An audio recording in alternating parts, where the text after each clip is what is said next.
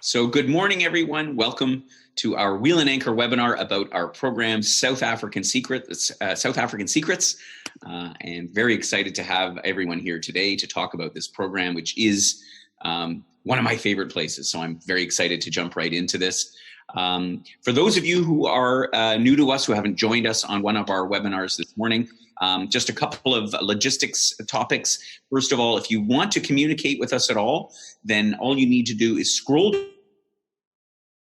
down to the screen with the mouse, click on unmarked chat, and that's where you can ask any questions, make any comments, any feedback. I actually have a question for everyone that I want you to answer. I want you to be prepared for a special question I've prepared for the webinar today. We're going to test your knowledge. And yeah, as I say, that's where we will, you can communicate with us. So let us continue on now. For those of you who have not joined in one of our webinars before, if you're new perhaps to Wheel and Anchor, what we're all about is bringing travelers together. This is my vision when we started Wheel and Anchor. The idea is that the majority of our members are well-traveled people. You've already been to all kinds of places around the world, and you've already discerned what comprises a great tour. And part of that is, frankly, having other people who have a like-minded view of the learning, the experience, the fun, and the way that we are sort of responsible and interested travelers. And so Wheel and Anchor is about bringing all of you together to enjoy some great experiences. My personal goal for each of you as members is that you be well-traveled and well-connected. So when I think about well-traveled, it doesn't mean just going on holiday to the Caribbean, sitting on beach. That doesn't really count in my books. But it's about having had the opportunity to go out in the world, experience other cultures, talk to local people, and really get a glimpse about what life is like, for the other 7 billion people on the planet, so to speak.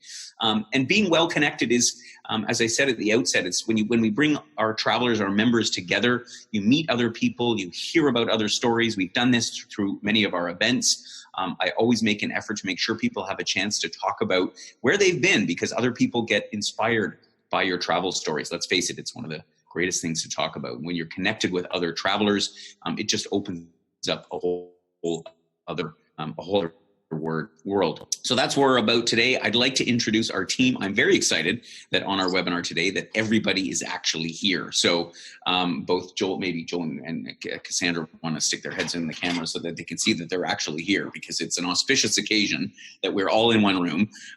So there's Joel and there's Cassandra. Some of you will have spoken to Cassandra. She is our member services specialist who you will speak to on the phone if you are calling in and you have questions. Joel, my co-founder, and provides our technical support. So if something goes wrong, we blame him. And our special guest today, I'm particularly excited to introduce Jackie. You will see her on the screen. Give us a big wave, Jackie. Jackie is joining our webinar this morning all the way from South Africa. And some of you may even recognize Jackie if you traveled with me to Africa before, a number of years ago, before Wheel and Anchor was even formed.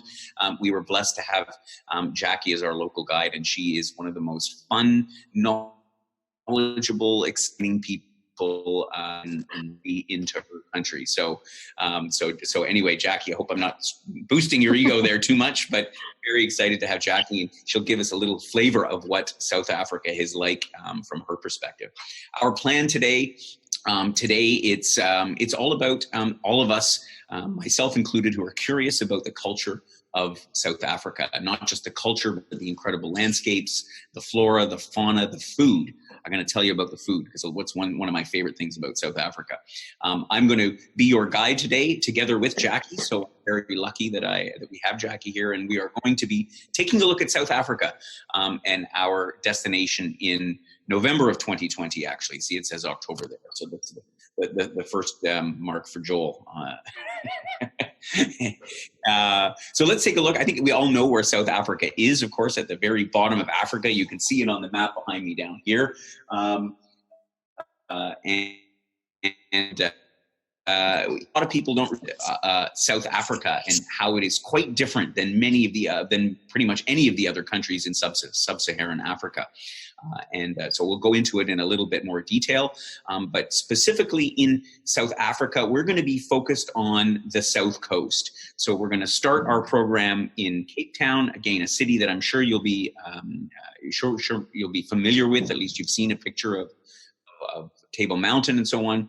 And we're going to make our way from there through the winelands, through the garden route, and take our the safari component of our program in Kwandwe Private Reserve. And I'll between myself and Jackie, we'll tell you a little bit more about that and why we've selected this particular itinerary, because we've taken a long time to research this. I've been in many parts of South Africa, all across the country, and I think that the program that we've created for Wheel and Anchor is really quite unique and highlight. So let's go through it day by day, and then I'll let time on any comments that she has on our daily program. So we're going to leave on the 18th or the 19th of November. The reason we say 18th or 19th, it really depends on the routing that you choose to fly to South Africa. I highly recommend a routing via Europe.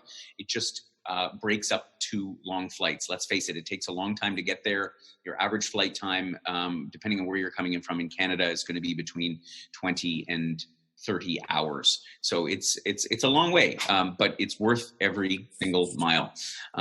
We will arrive in Cape Town on the 20th of November. As usual, as with all of our programs, we're setting this up so that you can take the flight routing of your choice. So you don't have to fly through Toronto if you don't want to. If you're joining us, I see we have some people joining us from the West Coast. You can directly from there down to Cape Town. And so no matter when you arrive, we will pick you up at the airport and bring you to the hotel, the wonderful Cape Milner Hotel, where we're going to be spending the first 4 nights of our trip. And look at the beautiful view of Cape Town. I mean, it's one of my favorite cities. It's truly, truly a fantastic city. So we'll arrive in, you'll have the rest of the day at leisure because you're going to be quite tired. But because of the location, right adjacent to downtown, Jackie, you can walk from the hotel pretty much down to through the downtown part. It's relatively safe during the day. How would you describe that? Yeah, so the hotel is well located. It's very close to Kloof Street, which is one of the restaurant strips. So it's very close to restaurants. And then it's also close to the top of Long Street. And just behind Long Street is sort of the center of town. So it's a good walk. Not one that we would recommend doing at night, but then that's the city. But during the daytime, fine, no problem. Yeah, perfect. Yeah, so that's why we selected the hotel. And as I say, I've walked all around Cape Town myself. And a big focus for a lot of people is visiting the V&A waterfront, which is a whole complex of retail shops and restaurants, very modern design. It's a great spot to be, and you can wander around that pretty much anytime, day or night. It's a very, very popular spot amongst locals as well as amongst visitors, of course. So after that, as I say, we're going to have a few great days in Cape Town. And the first thing that we're going to do on the first day is we're going to take a trip up Table Mountain. So we'll have a walking tour, sightseeing tour around the center part of the city. You get a great view of it here in this shot. But then, you can't go to Cape Town going up Table Mountain itself. If you're really adventurous, you can walk up. I've walked up Table Mountain a couple of times. It is a bit of a tough climb, but I think for the most part, we'll just take the cable car. And the cable car will bring us up to this amazing, and Table Mountain is a table. It's really flat on top, and it has incredible views in this direction over the central part of Cape Town, as you see. And Lion's Head, that's the mountain down there you see to the left, is it not? Correct. And you get amazing views over the sea, but also to the north you can look up, and so it's quite a spectacular place. Wonderful walking trails. We'll have some time up there, but then we're going to come down in the afternoon. We've arranged something particularly special. Could you tell us a little bit about Christo Brand and what he's all about? Because I think this is something I haven't actually done before. I've heard of him. Tell us, Jackie, what is Christo Brand all about? Okay, so Christo Brand is a little bit of a celebrity, but he's a reluctant celebrity. So Christo was Nelson Mandela's jailer for the better part of 10 or 15 years. So he joined Robben Island as a prison guard when he was very young, and had no clue what Nelson Mandela was about, had no clue what apartheid was, had no clue why these gentle old men were in jail. And he forged a very firm bond with Nelson Mandela and with his other co-convicted. And he pretty much, Nelson Mandela shaped the rest of Christo's life. He was also seconded to Pollsmoor Prison when Nelson Mandela came off Robben Island, and he was in Pollsmoor Prison. And this was during the 80s when the negotiations first started with the South African government. What I particularly know is that he's a very simple, very uncomplicated man. He's not well educated. He's not very ambitious, and he's just warm and friendly. And talking to him about his experiences with Nelson Mandela, give you a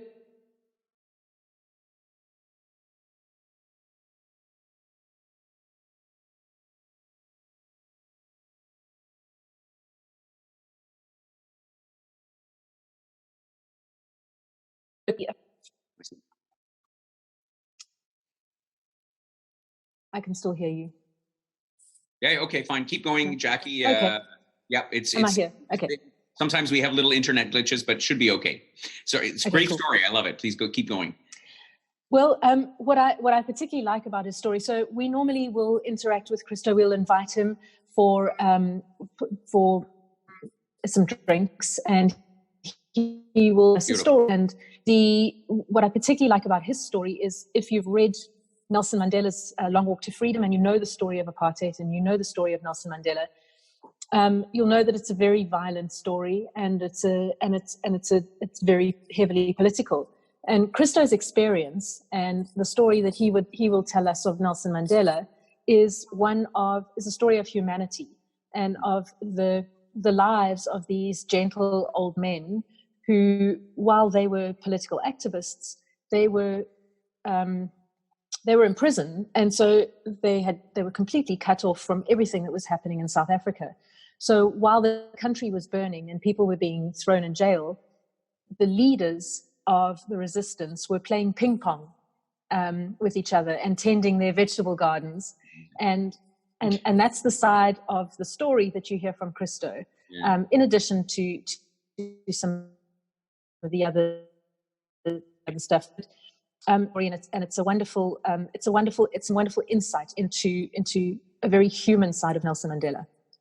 Yeah, no doubt. Well, it will undoubtedly, and those are the kind of experiences that we try to accomplish on our trips, because I think that's going to be very special. Very much looking forward to that. So that'll be our first day, Cape Town itself.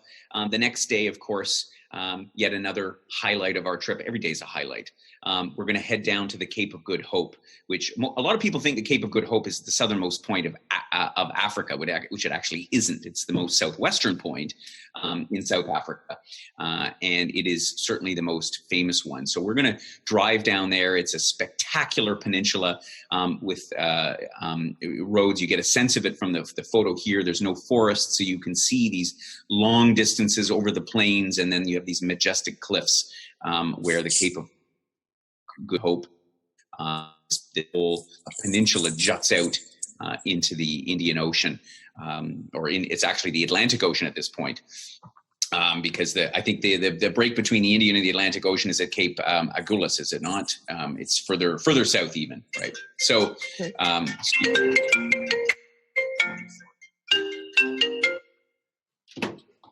sorry, technical glitch. As I was saying, we're going to have a full day trip down to the Cape of Good Hope. On the way back, depending on how busy it is, we're going to stop at the penguin colony at Boulders, which is quite a popular spot.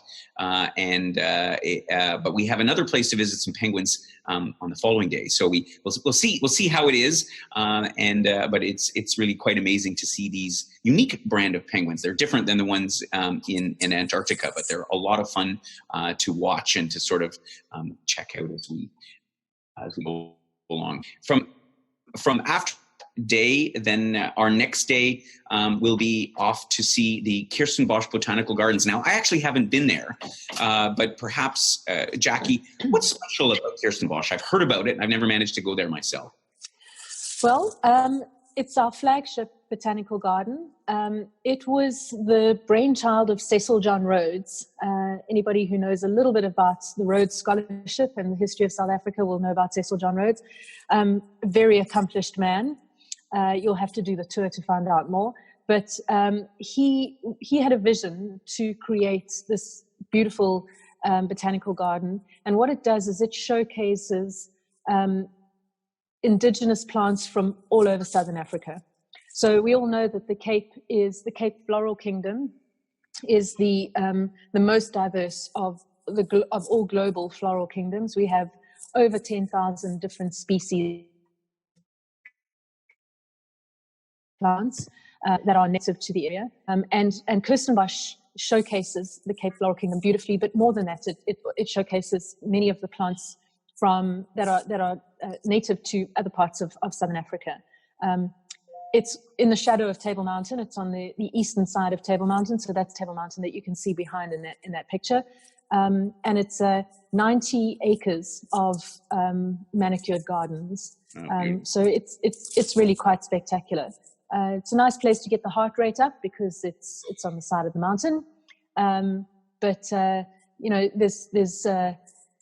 ancient trees, the cycads. There's a whole section devoted to Jurassic Park. There are medicinal plants. A lot of the native Africans would use medicinal plants, and many still do. And then there's a huge section devoted to very large trees, in addition to the annual in the west. So it really is worth a visit. And for anybody who's interested in plants, nature, beautiful place. Fantastic. So that's going to be the highlight of that day. And of course, we'll have lots of free time to explore Cape Town itself, visit the V&A waterfront. And there's a number of other things. As with all of our programs, we make sure that there is time for you to go off and explore on your own. If there are things that you'd particularly like to do that are not included in our program, we have time for that. So after this day, we'll be saying goodbye to Cape Town as we make our way up into the winelands. And on the way up, we're going to be going to Hermanus, which is a little town up going, I guess we're going to the north, basically to Hermanus. And I'm familiar with this area mostly because of the wine. As many of you will know, I'm really castings in Hermanus. And what are the chances that we're going to see some whales this time of the year? I know it's really not the season for it, but I know that people go to Hermanus, Jackie, to see the whales specifically. Yeah, Gordon, Hermanus is one of the best places in the world for land-based whale watching. And the whales come really close to shore, and they come up to breed and calve in the winter months. November and early December is a little late in the season, but it's not entirely impossible for us to see whales. There have been years where they've lingered into December before heading south. So yeah, we'll keep our fingers crossed. We might well see some.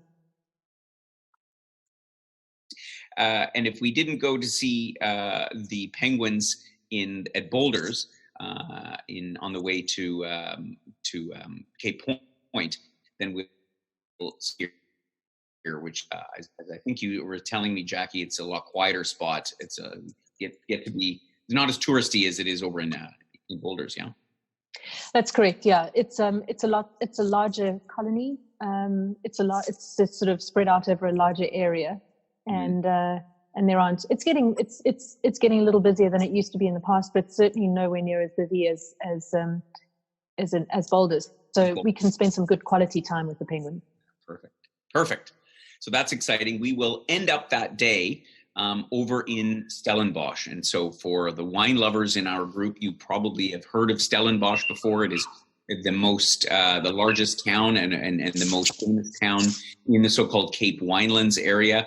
And South Africa is really known for its wines. And, we, unfortunately, here in Canada, we only get a smattering of the fabulous wines that are available in South Africa. I've always had great experience with them. So this thing that most tours that I've seen in my experience, they tend to sort of gloss over. They do a one-day trip from Cape Town up to Stellenbosch and back, and it doesn't do it justice, because the countryside, as you can see here from the photo, is spectacular. You see a lot of these white-colored houses in and amongst the vineyards. They have a lot of other agricultural products up here. The whole area around Stellenbosch is fantastic. We have a lovely country manor that we're staying in while we're in this area, it's really sort of quite exciting. So we're going to spend 3 nights up in Stellenbosch, and our first full day that we're there, we're going to head up to Franschhoek, which is where, Jackie, you are right now. Actually, that's great. And Franschhoek is my favorite town in the area, because it's a quaint little town in and of itself.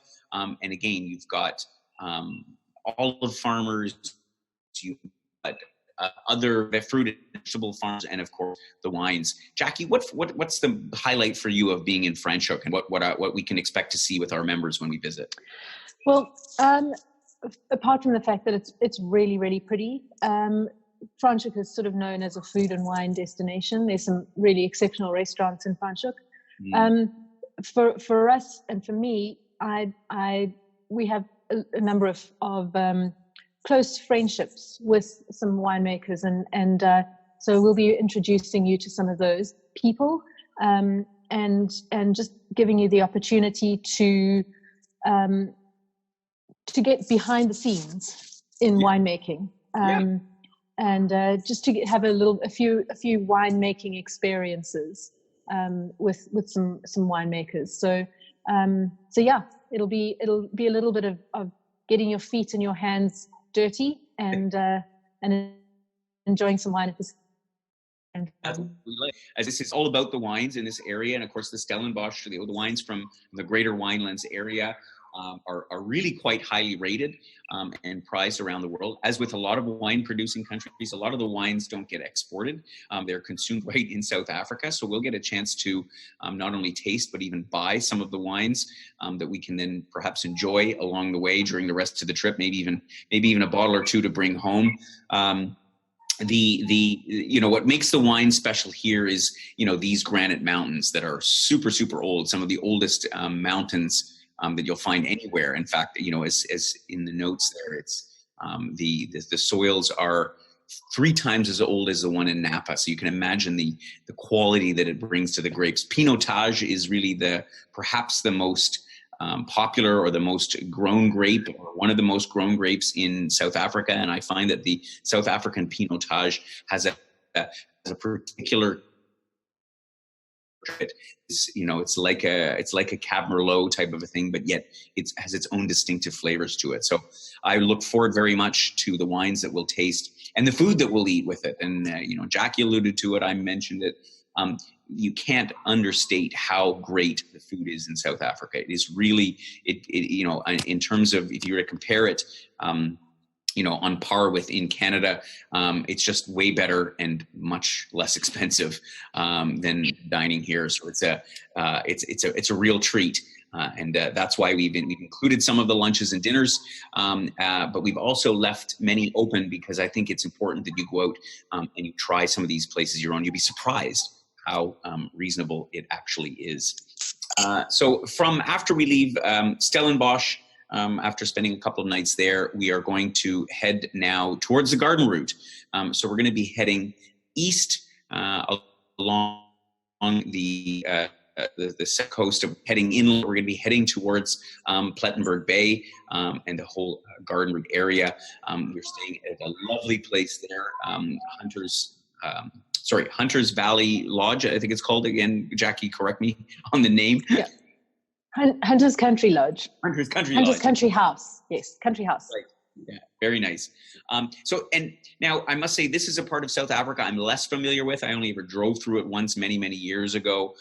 Give us a sense of what is the garden route all about in this Plettenberg? I mean, why is it such a draw for people to visit? What makes it special? Well, I think it's quite different from the Cape. It has a string of coastal mountains that sort of run up along the coast. You can see them. You can see them in that photograph. They're not as large as the Cape Town mountains, but they affect the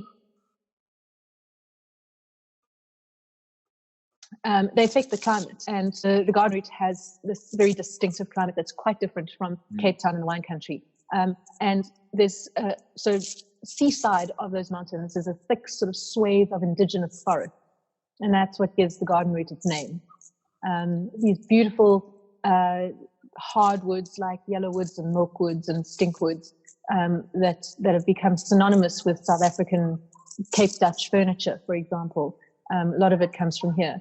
So Plettenberg Bay used to be called Bahia Formosa. The Portuguese called it Bahia Formosa, the beautiful bay, and the name is quite fitting. So this is really about exploring the forests, the beautiful coastline, and the people in the area, the activities and lots of activities in the area. Exactly. And so one of the activities that we're going to, while we're in our nights at Hunter's Country House, is to visit Knysna. So the pronunciation is the K is silent, and I got that right? It's called Knysna. Yeah, you did. There you go. Gotta practice my pronunciation of these towns. So Knysna is one of these places, again, that's very, very popular to visit. But we're going to do something a little bit different that goes, again, beyond the normal tourist track. And we're going to go and visit a local, I guess it's a township, they call it in South Africa. Is that right? Correct. Yeah. So we're going to go and visit a township. And I think this is, again, an opportunity to understand, a little bit about the dichotomies in South Africa. And yeah, I think most of us will know, the history of apartheid that was dismantled, more than 20 years ago, 30 years ago, I guess it was now. Yet a lot of South Africans still face a lot of. Can you summarize what's that going to be like? What can we expect to experience in talking to some of the locals in this township? Well, I think it's first of all, it's going to be very different from the experience from all the other experiences that you're going to have in South Africa. And I think it's important that people who visit South Africa and stay in nice hotels and eat in nice restaurants realize that's very much in the minority in this country. And to see how the majority of the population lives, I think is one of those things that everybody must do. But we need to do that with care. And so we will get into the community. We'll walk through the community. We will meet people. We'll go into homes. We'll go into schools. So we learn a little bit more about the soul of the community rather than just sort of driving through and taking photographs and doing a tourist thing. So, very experienced, and I think that's again going to be very memorable. I know, having done that in other parts of the world, and it's good for us to understand how lucky many of us are, and to understand sort of the plight of a lot of other people. So that will be, again, a memorable part of our trip. While we're in Knysna, we're also going to take a cruise around, and then the following day we're going to head to a city, I guess it's not really a city, it's a town called Oudtshoorn, where we'll visit. Jackie's going to laugh at my pronunciation. I have to brush up on my Afrikaans. But we're going to visit on this day, while we're in this area, an ostrich farm. Ostriches are always funny creatures, and also these Tango caves, which I'm quite intrigued about because I'm a bit of a spelunker myself, and these caves underground with the stalagmites. Looks like a very fun spot, Jackie. I take it you've been there more than a few times.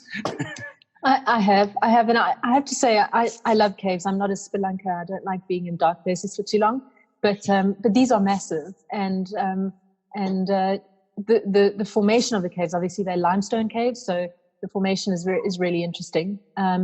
And it's not a place that you would expect to see something like this. So it's a must do. It's a must do, and we are going to do it. And it's, again, I think it's something that you don't find on many programs. Yet my experience is that it's really something enjoyable and people find amazing. So after 3 nights in the garden route, we're going to continue our drive further east. So again, this is a really nice feature as well of this tour, is that we can cross off a lot of boxes and do it overland, enjoying the South African countryside, which is fun. I love John. I think it's amazing, and we're going to make our way for what I think for most people will perhaps be, really the highlight of visiting South Africa, which is heading to a private game reserve, one called Kwandwe. I worked with Jackie to pick this one out. All of the big 5 are there, and so this is my question for our members, and so you can answer the question by clicking on the chat button, and I'll admit it's a bit of a trick question, but the animal that you see in the photograph is, I want you to tell me, who knows, which animal of the big 5 is the one in the picture. So if you have an idea, please type it onto your screen. I'm curious to see who gets the answer right.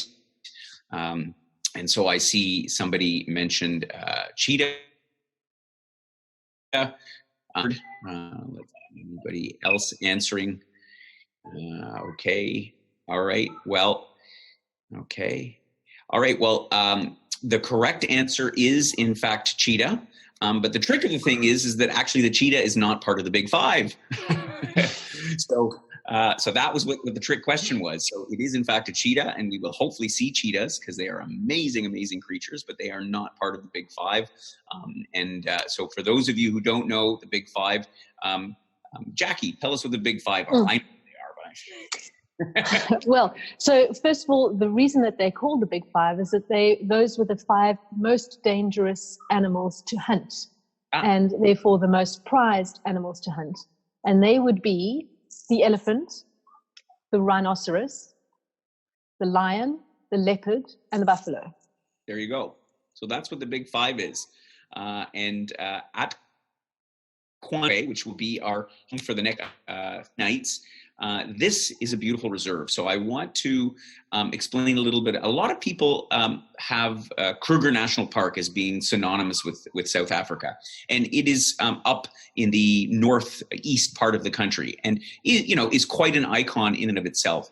But my own personal experience from having been on numerous safaris in South Africa and East Africa and in various places around the continent is that the private reserves of South Africa are some of the best experiences to see wildlife. When you go to the big national parks, don't get me wrong, it's also a great experience, but you are chasing after the wildlife, so to speak, with safari jeeps from multiple other lodges. When you visit a place like Kwandwe, Jackie will elaborate for us. First of all, you have this spectacular lodge, which the Fish River Lodge actually only has 9 guest rooms in it, so we will likely have at Olives,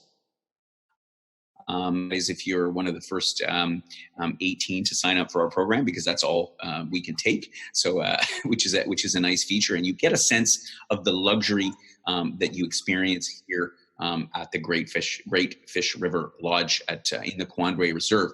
And so the luxury and so on all aside, it's you will absolutely love this place. It is spectacular. But Jackie, it's really about the game drives. And so I want you to give us, for our members, a bit of an insight into what that experience is, why it is particularly special at a place like Kwandwe. Gordon, it's more than the game drives. It's the game drives, absolutely.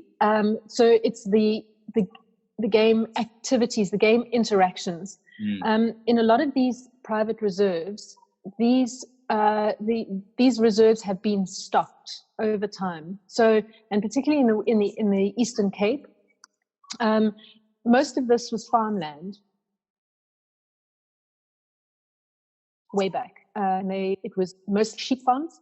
And so when the farmers turned to game viewing and to safari, and there's a large area that has been converted to game viewing, the animals were brought in, and the area was stocked. And now Kondwe, I think, has been a game reserve for 25 or 30 years. Mm-hmm. But in that time, they are constantly changing the animals and restocking and reintroducing animals.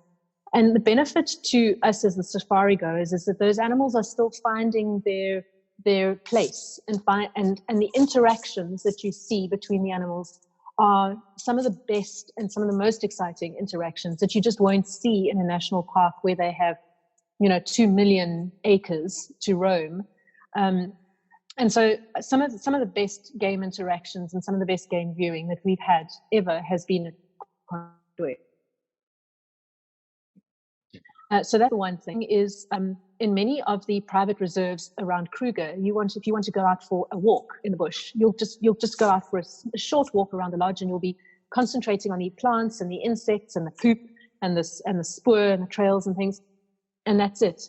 At Kondwe, though, you'll be tracking big game.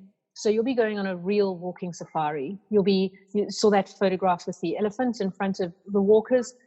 That's the sort of walking safari that you'll be doing. Your ranger will be carrying a rifle, and you'll be tracking big game. So that just elevates the experience just a whole new level.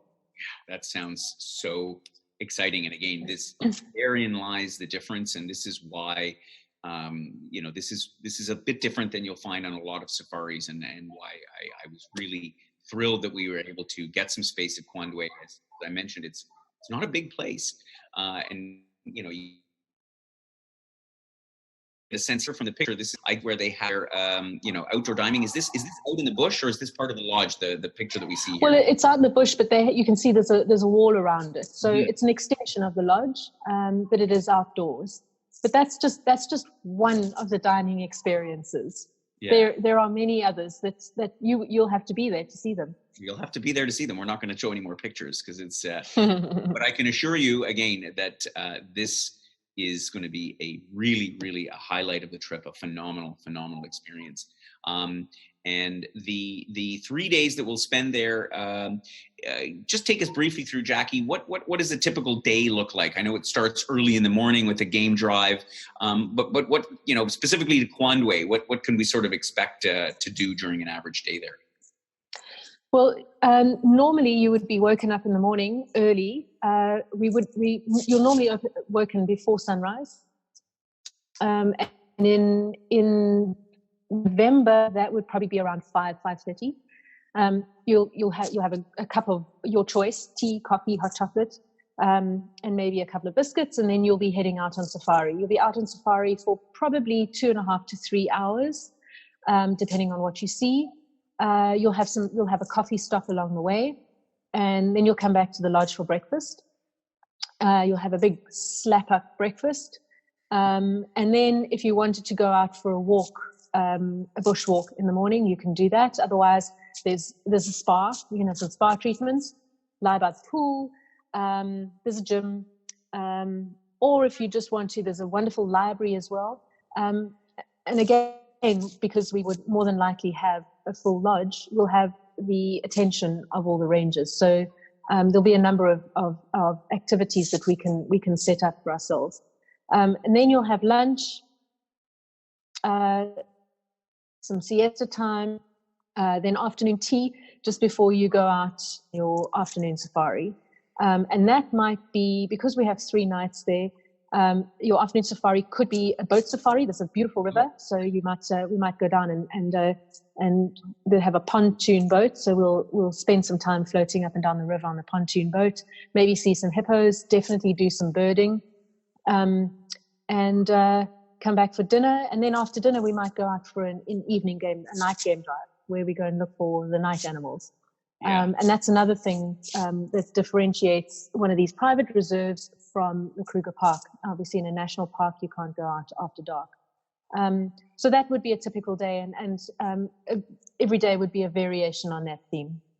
Yeah, exactly. And so they're full days. I mean, but there is lots of time to relax and enjoy the beautiful luxuries of the lodge, and yet we'll keep you busy, keeping an eye out, tracking that wildlife. So that the overall experience there is going to be truly, truly amazing. As I say, we'll have 3 nights there. All the meals are included, and the beverages as well. And of course, all the details will be in the brochure that we're going to send to you shortly.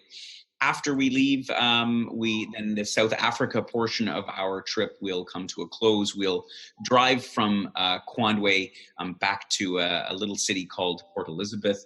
We'll probably stop in for lunch before flying up to Johannesburg. And then those of you that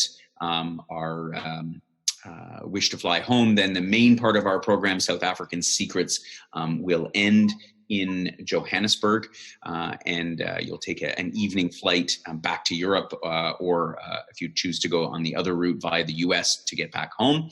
But for those that wish, we're gonna continue on, and so we've put together this extension program.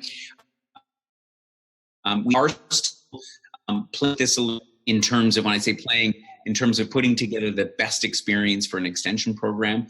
So I'm going to describe what it is that we currently have in the program now, which is Victoria Falls and Chobe National Park in Botswana.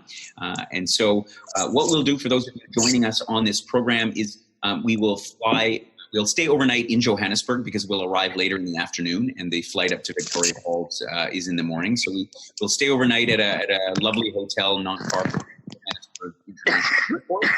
And then we will, in the morning the following day, we'll get up bright and early, head back to the airport, and fly up to Victoria Falls, which is in, of course, Zimbabwe. And Victoria Falls, as many of you will know, is it's the largest waterfall in the world. It's not the highest. It's not the most volume, which of course is Niagara Falls. But it is the largest in terms of the Link Mouth Falls, long, deep chasm where the Zambezi River falls in multiple cataracts over the river into the gorge, into the Zambezi Gorge below. I've been lucky to have visited a lot of waterfalls, and including Victoria Falls, and it is truly, truly magical. And so we'll arrive into Zimbabwe. Of course, the Zambezi River forms the border between in this location between Zimbabwe and Zambia. But at this time of the year, this is the time of the year where we're sort of the end of the dry season. So the waterfalls will not be as much water as you see here in the picture. There'll be somewhat less water than that. And the best viewing point for that is from the Zimbabwean side. We're going to stay at the terrific Victoria Falls Safari Lodge, which is just on the other side of the town. And when we arrive in, we'll probably have the first day at leisure, working out the details on the program. But I know that the lodge offers a shuttle right down to the national park, and you can wander around some of the trails adjacent to the park to see some of the viewpoints, I think, on your own.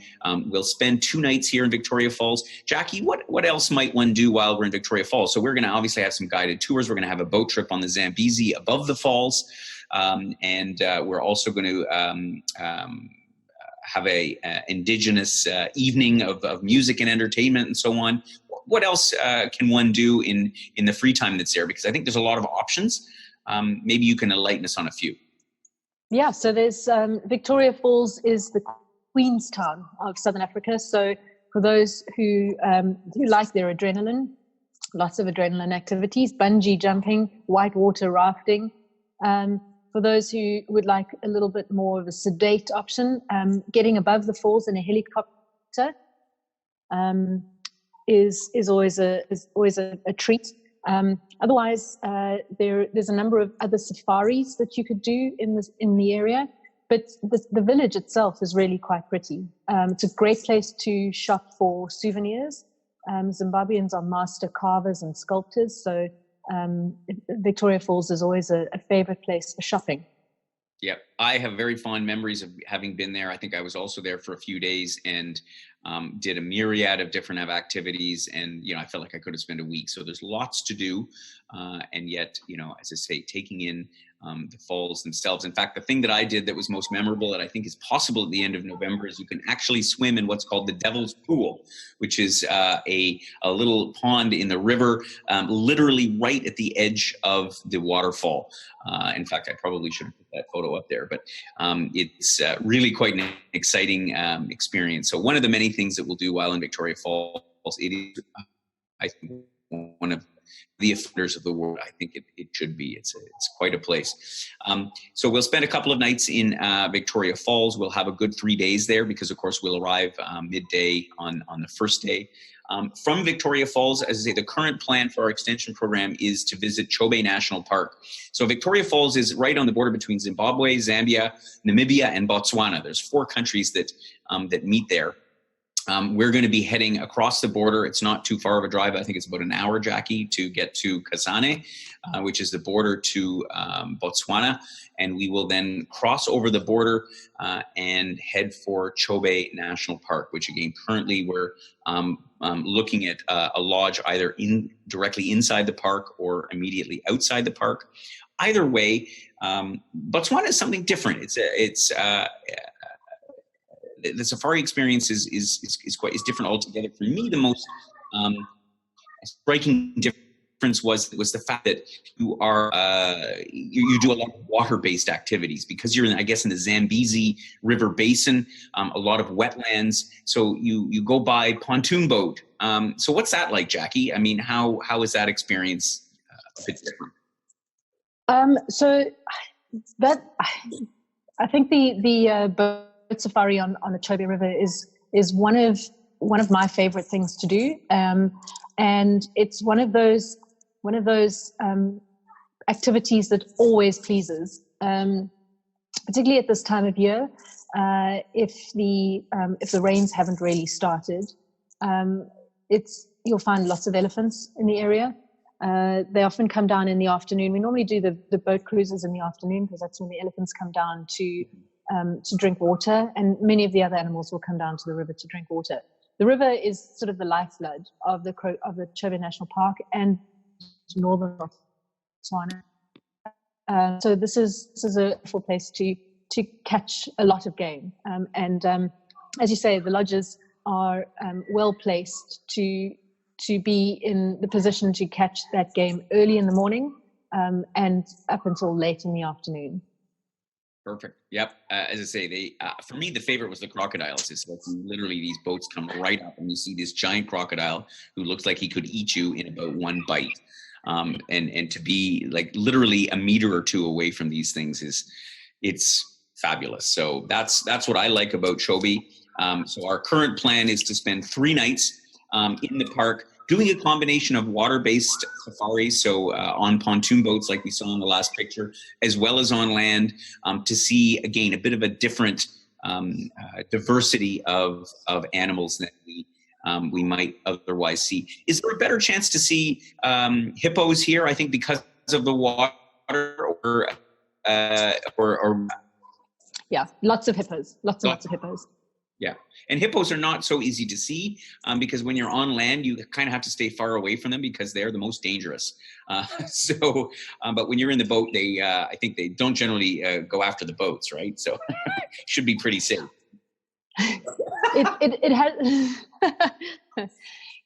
usually pretty safe with these big boats. Some of the small boats that people will take have had encounters with hippos, but nothing too dangerous. Exactly. We'll keep our distance from the hippos. Anyway, and again, the game lodges that we have there, like in South Africa, pretty much all inclusive. All of our meals are there. The different activities are included, the different game drives. So it's a very full experience. So after spending a few days there, that will be the end of our extension program and the end of our trip, and we'll fly from Kasane, which is really just an airport just outside the park, back to Johannesburg and make our way back home. So let me just fill you in on a few of the details about our main program. As I say, our brochures, we're just putting the final touches on it. We're just working out a few details on the extension program that we may modify. So you'll see all of those in the brochure when it comes out. But just to give you an indication of what it's all about, our main program, South African Secrets, will be available at $89.80. All prices, of course, in Canadian dollars, with a pretty modest single supplement. Actually, I'm quite happy about that. So for those of you who are looking for a single room, the price will come in at just over 10. For the Victoria Falls Chobe National Park extension, based on what I've just described, it's $49.80 based on double, and again with a modest single supplement. It is pricey. Botswana is perhaps the most expensive safari destination in Southern Africa. I think for good reason. It is a unique experience, but it of course comes with a price. What you get included in that, of course, you have for the main program. We're 13 nights. We're basically almost 2 weeks in hand-picked hotels and lodges, and we really do have some special places. These are, for the most part, not tour group hotels. In the case of the Kwandwe Lodge, again, the goal is that we're going to have it all to ourselves. We'll have either Jackie or one of her colleagues with us as a local guide throughout the trip, showing us along the way until we get to Kwandwe. Of course, all of your transportation, your flight from Port Elizabeth to Johannesburg, and as usual, of course, the services of your Wheel and Anchor host, which will be myself for this trip to South Africa, because I really am keen to show all of our members all about it. As far as the extension program to Victoria Falls and Chobe, that will be a 6-night program. The first night will be at the airport in Johannesburg. A good 3 days enjoying Victoria Falls. The rest of the time in Chobe itself. As I mentioned, all of our game drives and the programming will be included in there, and it'll all be detailed in our brochure.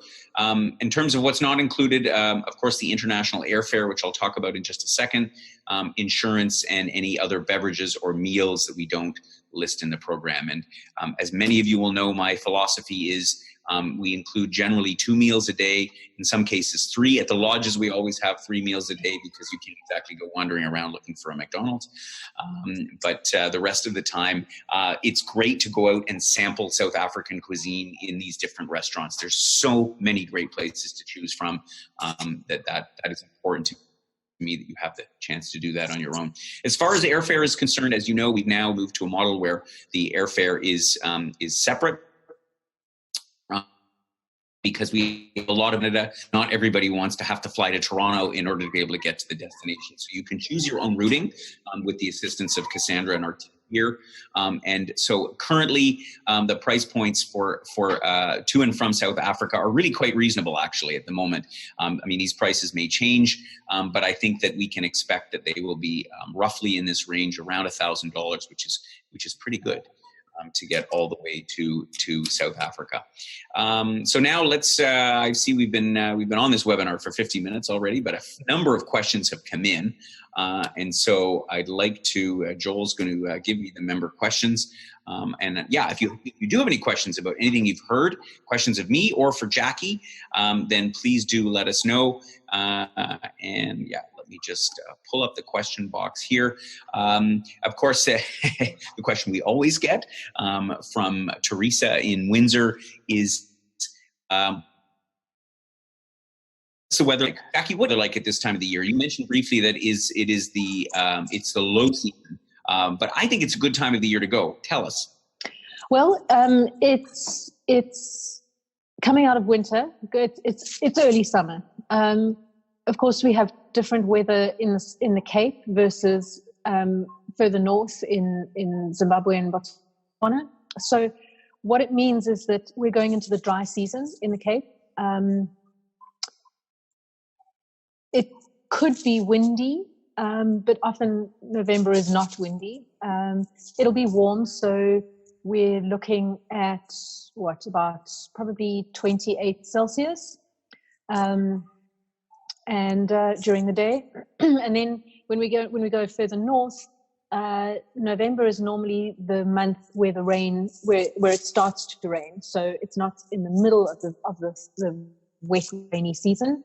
But there is a chance of afternoon thunder showers in Victoria Falls and Chobe. But warm again, so you might be looking at 30 degrees during the day, and comfortable at night. So it's a nice time. It's sort of a shoulder season, which means that the weather could be a little unpredictable.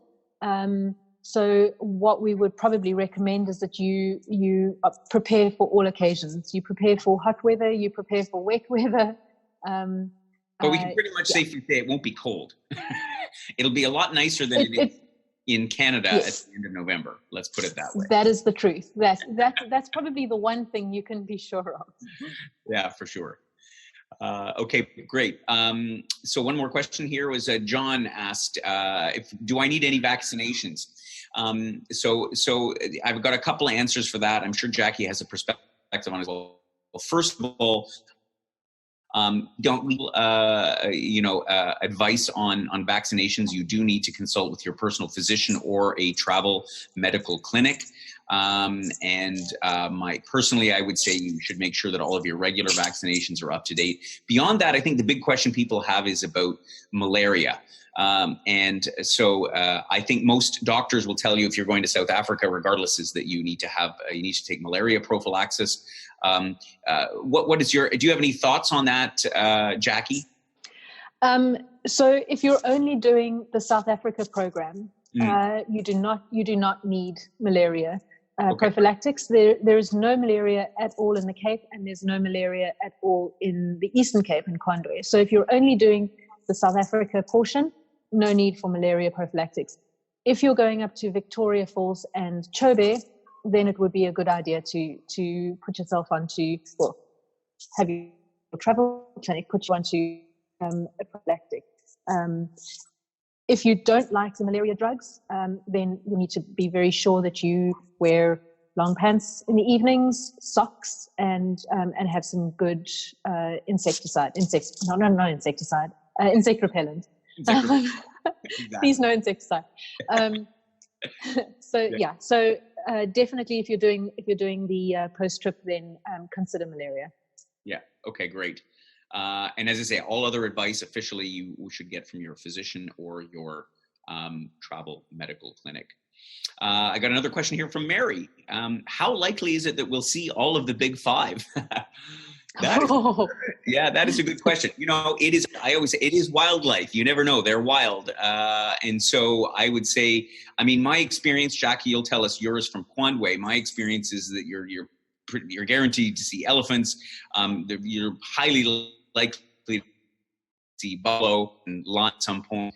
But the tricky ones are the leopard. That's the guy that and the leopard and the rhinoceros are the elusive ones. Yes. That is correct. Fortunately, at Kondwe, we have a pretty good chance of seeing rhinoceros. Wow. Great. And leopard. That's the one that I will never. I'm never going to stick my neck out. There are leopards in Chobe, and in fact, there are some resident leopards around Chobe Game Lodge. So there's a chance of seeing them there, but that's the one that I would say don't expect to see it. Yeah, no, exactly. I always say it as well. Leopards, you really, the best time is to go out at night, even though, after a couple of glasses of wine, people are sometimes not always wanting to go out. But I found that the best luck is with a good game tracker, a good guide at nighttime, build flashlight, and then boom, they're leopards. We'll cross our fingers for everyone. I think that is it for the questions. But of course, if you do have any other questions, we're available at any time. Please just drop us an email, give us a call, and we're happy to answer your questions. And if it's a question we can't answer, we just call Jackie and she'll give the answer to the question. So I want to thank Jackie very, very much for your time today in giving us a little bit of an insight in what we can expect in South Africa. It's been brilliant. As I say, this webinar has been recorded, so we will send a copy to everyone who registered today and even all of those who couldn't make it out for the webinar this morning. Jackie, thank you again. All the best to you in South Africa. And we'll chat soon. Chat soon. Thanks, Gordon.